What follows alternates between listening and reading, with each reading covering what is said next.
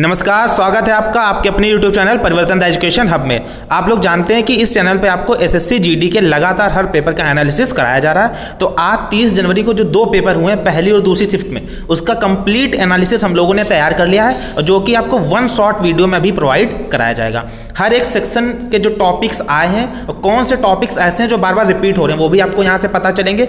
यहाँ से अगर आप समझदार हैं और आप चाहते हैं कि आपके मार्क्स कम से कम 5 से 10 बढ़ जाएं, तो आप इन टॉपिक्स को देखो और इससे रिलेटेड ही पढ़ के जाओ। अगर आपका एग्जाम अभी लगा हुआ है तो एक एक करके टॉपिक वाइज हमें अभी सर बताएंगे और हम यहाँ पे लिखते जाएंगे, जहाँ से आप एनालाइज कर पाओगे कि आपको कौन सी चीज़ें ज़्यादा पढ़नी है और किन चीज़ों पे कम ध्यान देना है। तो सर एक एक करके आप सबसे पहले मैं मैथ से बताना शुरू। जी सर, धन्यवाद। तो सर सबसे पहले बहुत ही इजी प्रश्न आया था, सक्सेसिव आपको डिस्काउंट था 40% और 50%। क्रमिक बट्टे से क्वेश्चन आया हुआ है जी और सर। यहाँ पे आपको दो लगातार दिए गए 40% और 50%, और ये हमने आपको फॉर्मूला ट्रिक दोनों से बताया है। इसकी trick plus B minus A B upon 100 से। जी, इसकी ट्रिक सर हमारे YouTube चैनल पे आपने डाल भी रखी है, आसानी से बच्चे जाके वहाँ पे दे सकते हैं। आगे सर एक प्रश्न है आपका ब्याज से कि कोई राशि 12 वर्ष में 2 गुनी हो जाती है, तो उसमें रेट निकालनी थी। आपकी ब्याज जो है वो सर चक्रवृद्धि ब्याज है, यहाँ पे CI जो है। सीआई से संबंधित क्वेश्चन है। 12 वर्ष में कोई धनराशि दोगुनी हो जाती है, ब्याज क्या होगा, और इससे रिलेटेड टोटल आपका एसआई सीआई और किस्त वाले प्रश्न भी आपको सारे चैनल पर प्रोवाइड कराए गए। अगर आप चाहो तो वहां से देख के ये सारी चीजें सीख सकते हैं। जी सर, आगे एक सिंप्लीफिकेशन पे सर क्वेश्चन था कि n एक पूर्ण संख्या हो तो m³ माइनस n यानी m की घात 3 माइनस n किस बड़ी संख्या से विभाजित होगी। अच्छा, किस संख्या से विभाजित होगी, ठीक है सर। आगे सर अगर हम लोग बात करें तो एक साधारण ब्याज से प्रश्न संबंधित था, जिसमें दर आपकी 20%, मूलधन आपका 2100 रुपये और समय 2 वर्ष दिया रखा था। तो बहुत ही सिंपल प्रश्न है बच्चा, आसानी से PRT/100 लगा के अच्छे से क्वेश्चन को लगा के आगे निकल जाइए बड़े डी से। आगे सर मेंसुरेशन से एक प्रश्न था 3D से कि बेलन की ऊंचाई दे रखी थी, वक्रपृष्ठ यानी CSA दे रखा था और आपसे TSA पूछा था।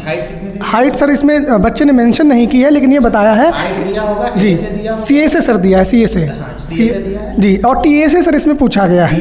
टोटल सरफेस पूछी है आपसे जी, LSA आपको दिया है, सॉरी CSA यानी कि कर्व सरफेस एरिया दी है, हाइट दी, और आपसे TSA संपूर्ण पृष्ठीय क्षेत्रफल पूछा गया। आगे सर एक किस्त पर आधारित प्रश्न आया था। सर ये बच्चे ने बताया नहीं है, लेकिन ये बताया सर किस्त पर आधारित प्रश्न है, तो हमें लगता है CI से ही मोस्टली ऐसे प्रश्न बनते हैं। किस्त से संबंधित है, आप चेक कर लेना, चेक कर लीजिएगा जी, आप देख लीजिएगा थोड़ा, दोनों पढ़ के जाइए। अगर मान लीजिए इसमें SI से पूछा तो हो सकता है नेक्स्ट शिफ्ट में CI से पूछे, ठीक है, तो आप दोनों पढ़ के जाइए। आगे सर अगर हम लोग बात करें तो अर्धगोले का आयतन पूछा था और हम लोगों को व्यास दे रखा था। अर्धगोला, अच्छा ठीक है। अर्धगोले का आयतन हम लोगों को पूछा गया था और व्यास दे रखा था, यानी हम व्यास का पहले आधा करेंगे तो डायमीटर निकल आएगा और उसमें हम लोग फॉर्मूले में रख देंगे 2/3 πr³ सर, ऐसा ही होगा कुछ ना, लगा के हम लोग आंसर अपना निकाल लेंगे। 2r आपको दिया और इसका वॉल्यूम आयतन पूछा सर। Next question. आगे सर हम लोग बात करें तो शंकु का भी आयतन पूछा गया था, जिसमें हम लोगों को ऊंचाई 10 सेंटीमीटर, व्यास 16 सेंटीमीटर जी, और आयतन हम लोगों को इसका पूछा गया था। ठीक है, हाइट आपको दे के रखा है और 2r यानी कि व्यास दिया है। आयतन आप बता दोगे शंकु का 1/3 πr² करके आप निकाल। सर बच्चों ने भर के क्वेश्चन भेजे हैं, आगे भी आप अभी मैथ में ही रहिएगा जी सर, आगे लिखते रहें।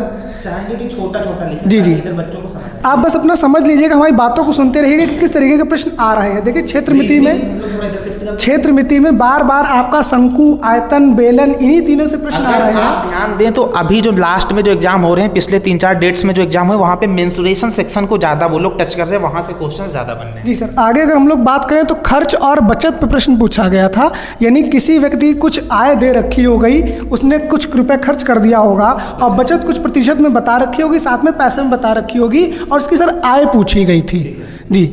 आगे equal to expenditure plus savings, ये आप फॉर्मूला जानते हैं कि इसी से संबंधित प्रश्न आया और वहां से देख सकते हैं। ठीक सर, आगे हम लोग बात करें तो टाइम एंड वर्क पे प्रश्न था, जिसमें व्यक्तियों की क्षमता दे रखी थी और आपसे मतलब पूछा गया था कि कितने दिन में कार्य समाप्त हो जाएगा। अच्छा, यानी कि इफिशियंसी दी है और नंबर ऑफ डेज पूछे हैं कंप्लीट करने में, ठीक है, इफिशिएंसी डेज पूछे। जी आगे सर एक प्रश्न हमारा एचसीएफ और एलसीएम यानी लासा मासा पे भी था। छोटे पर से आप लासा मासा पढ़ते हुए आ रहे हैं। जहां तक बच्चे ने मुझे बताया कि पहली संख्या को दूसरी संख्या से संबंधित एक प्रश्न था, बहुत ही सिंपल होता है, आसानी से नंबर्स आपको दिए होंगे, एक का एचसीएफ दिया होगा और एलसीएम आपसे पूछा होगा, ठीक है ऐसे कुछ प्रश्न था। आगे सर अब आप आ जाइए थोड़ा सा रीजनिंग में। रीजनिंग में अगर से बात करें, थोड़ा हम इधर शिफ्ट करेंगे तो आप लोग देख लेना। जी जी सर रीजनिंग में बात करें तो वही अपना सेटिंग अरेंजमेंट, उनका प्यारा सा पोर्शन जिसमें से 6 व्यक्ति सर्कुलर आपके बैठे हुए थे।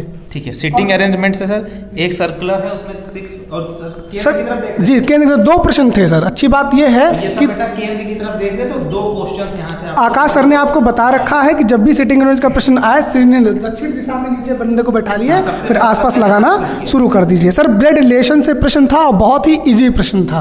ब्लड रिलेशन, और हम कई बार आपको बता चुके हैं कि आप अपने ही रिलेशन में जो क्वेश्चन पूछें वो कनेक्ट करो तो आपको आंसर तुरंत मिल जाएगा, ज़्यादा सोचना भी नहीं पड़ेगा। सर आज कोडिंग डिकोडिंग पे तो हद हो गई है। 4 प्रश्न सर, 4 प्रश्न कोडिंग डिकोडिंग से ही जी। अभी तक 2 प्रश्न मैक्सिमम देखने को मिल रहे थे, आज तो कोडिंग डिकोडिंग पे क्या कहते हैं एसएससी मेहरबान हो गई, 4 प्रश्न पूछ लिए। आगे आप लोग चाहो तो यूट्यूब चैनल चाहे अन्य से भी या हमारे ही चैनल से देखो, वहाँ पर आपको कोडिंग डिकोडिंग बिल्कुल बेसिक से एडवांस लेवल तक का बताया गया। और आकाश सर ने हर एक चीज़ वहाँ पे बताई है, चाहे आपका घड़ी वाला हो, चाहे उनके कितने डिग्री का कोण बनता, हर एक टॉपिक, चाहे अल्फाबेटिकल सीरीज हो, नॉन वर्बल सीरीज हो, हर एक चीज़ आपको बताई गई, आप वहाँ से देख सकते हैं। सर सीरीज से 2 प्रश्न थे मल्टीप्लिकेशन के, सीरीज में 2 प्रश्न थे मल्टीप्लिकेशन के, यानी आपको अगला वाला मल्टीपल जो है उसे फाइंड आउट करना था।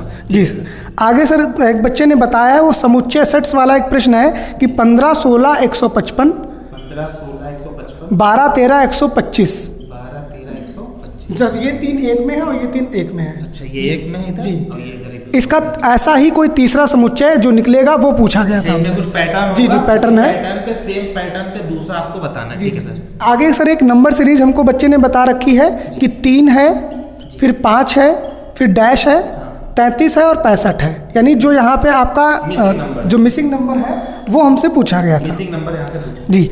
एक सर प्रश्न और है इसमें कि 1/205, 1/164, 1/123, 1/82 एंड नेक्स्ट नंबर आपको फाउंड आउट करना था। ऐसा जी मिसिंग नंबर यहाँ पर आपको जी सर बहुत ही अच्छा प्रश्न था। आगे सर हम लोग देखें एक प्रश्न और है बॉड मास में। मैंने आपको उस दिन बताया सर मैथ का क्वेश्चन रीजनिंग में डालना है बार बार। ये अब देखो ऐसा हो गया है, मैथ्स के क्वेश्चन लिमिटेड 20 पूछ सकते हैं, तो उनका कुछ जो बच जाता होगा तो वो उस पार्ट को बेसिकली किस में ला देते हैं, रीजनिंग में। तो बोर्ड मास का देखो रीजनिंग में वही क्वेश्चंस आएंगे जो कहीं ना कहीं सिंप्लीफिकेशन से रिलेटेड होंगे, तो ध्यान रखिएगा। इसीलिए बोर्ड मास को वो किस में लाए हैं, हमारे रीजनिंग में लाए हैं, क्योंकि ये हमारा मैथ का ऐसा टॉपिक है जो हमारे इसमें कवर होगा। सर क्वेश्चन लिख लीजिएगा। क्वेश्चन है 20 + 34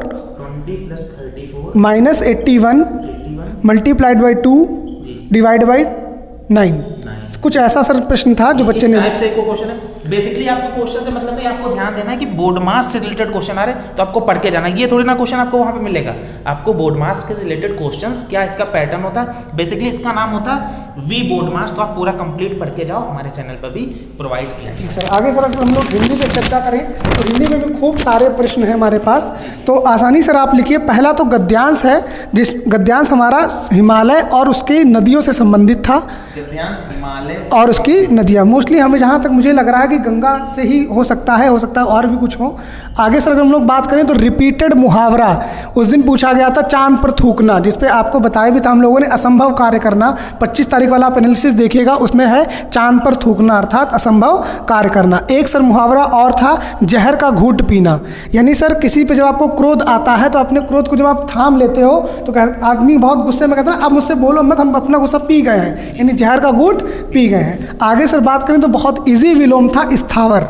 स्थावर का बच्चा विलोम आपका जंगम बहुत ज़्यादा रिपीटेड विलोम है, आपको मोस्टली एग्जाम में ये विलोम देखने को मिल जाता है। आगे सर एक संप्रदान कारक से प्रश्न था, तो आपने सुना होगा कर्ता ने कर्म को करण से संप्रदान के लिए। अब कोई चीज़ किसने, जैसे राजा ने लोगों को कंबल दिए तो गरीबों के लिए जो कंबल होते हैं इस तरीके से संप्रदान कारक हो जाता है। सर एक विलोम और था सक्रिय, तो सक्रिय का निष्क्रिय बेटा आपका हो जाता है कि ज्वालामुखी आपका सक्रिय होता है और एक ज्वालामुखी आपका निष्क्रिय होता है। एक सर क्रिया से प्रश्न था प्रेरणार्थक क्रिया, प्रेरणार्थक क्रिया बच्चा क्या होती है, सीधे जानिए, जिस क्रिया में आप कार्य ना करके किसी और से कराते हैं। जैसे इसमें बोल मैं रहा हूँ, लिख विजयन सर रहे हैं, तो विजयन सर से मैंने लिखवाया।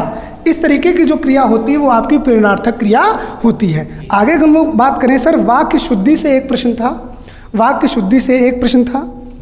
एक प्रश्न सर आपका एक और था, काठ का उल्लू होना, काठ का उल्लू होना। सर ठा बनेगा यहाँ पे, काठ यानी लकड़ी वाला है जी सर, काठ का उल्लू जी सर। आगे सर एक बात करें तो इंग्लिश में जैसे क्लोज टेस्ट आता है, वैसे इसमें फिल इन द ब्लैंक्स पूछा गया था महाभारत से जी।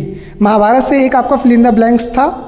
प्रत्यय से सर प्रश्न पूछा गया था आपका, जो उपसर्ग और प्रत्यय होता है उससे भी प्रश्न पूछा गया था। तो बहुत जी, बहुत ज़्यादा आपके उपसर्ग प्रत्यय हैं नहीं, आसानी से आप याद कर सकते हो उन्हें जी। आगे सर हम लोग देखें तो व्यक्तिवाचक संज्ञा से प्रश्न था आपका, बहुत आसान संज्ञा में सबसे मतलब अगर कुछ आसान होता है तो व्यक्तिवाचक संज्ञा ही जी। व्यक्तिवाचक जो पर्सनल शायद सर नाउन बोला जाता है इसको, प्रॉपर नाउन जो होता है वही आपका व्यक्तिवाचक होता है। एक सर वाक्यांश के लिए एक शब्द था कि जिसके पार ना देखा जा सके, जिसके पार, हाँ अपारदर्शी, जिसके पार न देखा जा सके। आगे सर हम लोग बात करें तो एक समानार्थी भी पूछा गया था। सर इस शिफ्ट में बच्चों द्वारा एक भी पर्यायवाची नहीं बताया गया है। अब समानार्थी में क्या होता है कि बहुत अर्थ भी निकल आते हैं, हो सकता है पर्यायवाची भी हो, तो किस चीज़ का पर्यायवाची था ये नहीं बताया गया है, लेकिन पर्यायवाची संबंधित प्रश्न था। आगे सर हम लोग बात करें, अगर आ जाए हम लोग जीएस पे, तो जीएस पे सबसे पहले आर्टिकल नंबर 19, यानी आपका आर्टिकल जो वाक्य एवं अभिव्यक्ति की स्वतंत्रता देता है आपको, उससे रिलेटेड आपका प्रश्न था। और आर्टिकल्स आप लोग आई थिंक आप क्या करो कि 1 से लेके स्टार्टिंग जो 35 हैं इतने तो पढ़ के जाओ, या हो सके तो 51 तक, इन्हीं में से ज़्यादातर आपको देखने को मिलेगा। और जो इससे ज़्यादा ऊपर वाले आते हैं वहाँ पे इंपॉर्टेंट पढ़ लो, ज़्यादातर इसी से पूछे जा रहे हैं 1 से 51 तक। संविधान की कंप्लीट वीडियो आपके अपने यूट्यूब चैनल में पढ़िए, आप आसानी से जाइए उस वीडियो को देखिएगा, उससे बाहर किसी भी एग्जाम के लिए संविधान है ही नहीं। आगे सर हम लोग बात करें तो नियंत्रक एवं महालेखा परीक्षक से भी एक आर्टिकल पूछा गया। तो सबको बच्चों को याद है कि 148 में इनका मतलब आता है नियंत्रक महालेखा परीक्षक, और 149 में इनके कार्यों का विवरण दिया गया है जी। 148 सर 8 जी जी। आगे सर हम लोग बात करें तो नीति आयोग के अध्यक्ष पूछे गए थी। तो आपको पता होगा इसमें पूछे गए थे, सॉरी, इसमें माधवीपुरी जो बुच हैं वो इसमें शायद नीति आयोग के अध्यक्ष हैं। शायद मैं कुछ भूल रहा हूँ यहाँ पे। हाँ अच्छा, ये चेंज हो गए हैं, वो तो आपके साथ सेबी के अध्यक्ष हैं माधवीपुरी, नीति आयोग के अध्यक्ष चेंज हो चुके थे। आगे से हम लोग बात करें तो भरतनाट्यम पुरस्कार 2019 में किसे दिया गया? भरतनाट्यम पुरस्कार 2019 में किसे दिया गया है? 2019 से जी जी। आगे सर हम लोग बात करें तो महाराष्ट्र का एक स्टेडियम पूछा गया है, बारबन स्टेडियम। महाराष्ट्र का स्टेडियम जी जी। कौन सा stadium sir? Brabourne stadium, BRABORN, Brabourne stadium. शायद ये आपका जो फेमस स्टेडियम है वानखेड़े, उसी के आसपास ही कहीं पे होगा। आगे सर हम लोग बात करें तो ICR के अध्यक्ष, ICR के अध्यक्ष पूछे गए थे हम लोगों से। एक प्रश्न आज इकोनॉमिक्स से भी देखने को मिला है, जिसमें कहा गया है पैसे की मांग और आपूर्ति करने के लिए आप किसका प्रयोग करेंगे, यानी अगर आपको पैसे की मांग और आपूर्ति करनी है तो किस प्रकार की चीज़ों का आप प्रयोग करेंगे जी। आगे सर एक ज्योग्राफी का प्रश्न है आपका, भूकंप किस प्रकार की परतों में आता है? भूकंप किस प्रकार की परतों में आता है? आगे सर हम लोग बात करें यहाँ पे तो एक प्रश्न था आपके माइटोकॉन्ड्रिया की झिल्ली, झिल्ली जी सर। आगे हम लोग बात करें सर तो अशोक मौर्य की मृत्यु से प्रश्न था, एक हिस्ट्री से प्रश्न था आपका, अशोक मौर्य की मृत्यु। आगे सर हम लोग बात करें तो इसमें पूछा गया था कि कृष्णा नायर किस नृत्य से संबंधित हैं? कृष्णा नायर किस आपके नृत्य से संबंधित हैं जी। आगे सर हम लोग अगर बात करें तो पूछा गया था फूलों का त्यौहार निम्न में से किस स्टेट में मनाया जाता है? तो भैया फूलों का त्यौहार आपका होता है एक बाथुकुम्मा, जो तेलंगाना में मनाया जाता है। ध्यान रखिएगा, बहुत इंपॉर्टेंट प्रश्न है क्योंकि हाल फिलहाल में ये मनाया गया था, तो आप आसानी से इसे समझ सकते हैं। आगे सर हम लोग पूछे तो बहुत ही एक फेमस ट्रॉफी जो कि रणजी की है वो पूछी गई थी कि रणजी की ट्रॉफी किससे संबंधित, यानी रणजी ट्रॉफी किस खेल से संबंधित है? तो बच्चा आपको पता होगा कि रणजी ट्रॉफी अभी हाल ही फिलहाल में भोपाल ने जीती थी महाराष्ट्र को हराकर। तो आप क्रिकेट और जितने भी खेल होते हैं उनकी ट्रॉफियों से प्रश्न जरूर देख के जाइएगा। आगे अगर हम लोग बात करें तो एक प्रश्न पूछा गया था वेस्ट बंगाल के गवर्नर। तो पता नहीं कितना प्यार है एसएससी को वेस्ट बंगाल से। वेस्ट बंगाल का ईडन गार्डन भी पूछ लिया, वहाँ की मुख्यमंत्री भी पूछ ली, वहाँ की दुर्गा पूजा भी पूछ लिया, और गवर्नर तो दोबारा ही पूछा है। तो भैया सिक्किम और वेस्ट बंगाल दोनों की बॉन्डिंग बहुत तगड़ी है, इन्हें बिना देखे आप मत जाइएगा। सर ये हमारा first shift and second shift का कंप्लीट एनालिसिस था, जो हमें प्रश्न बच्चों की तरह बताए गए हैं। प्रोबेबिलिटी कह सकते हो आप, ये मेमोरी बेस्ड प्रश्न है जो आपके सामने है। हम दावा ये नहीं करते हैं कि बिल्कुल सही होंगी, क्योंकि बच्चे जब एग्जाम के हॉल से बाहर निकलते हैं तो विभिन्न बच्चे अलग अलग चीज़ें बताते हैं। जैसे कोई सीआई का प्रश्न बताता है तो कोई एसआई का प्रश्न बताता है। तो परिवर्तन ये दावा नहीं करता है कि यही प्रश्न होंगे, लेकिन हाँ ये इतना कह सकता है कि ऐसे ही प्रश्न होंगे, क्योंकि बच्चे को मतलब एक बच्चा गलत बता सकता है, 10 बच्चे गलत बता नहीं सकते हैं। तो अब हमारे विजय सर कुछ आपसे कहना चाहेंगे सर? बेसिकली आपसे इतना ही कहना है कि आप लोग इसको देखें और एनालाइज करें कि कौन सी चीज़ें पूछी जा रही हैं, और आप इन्हीं पे अपना फोकस रखें। ठीक है, यहाँ सारी चीज़ें आपकी कंप्लीट हो जाएंगी। धन्यवाद।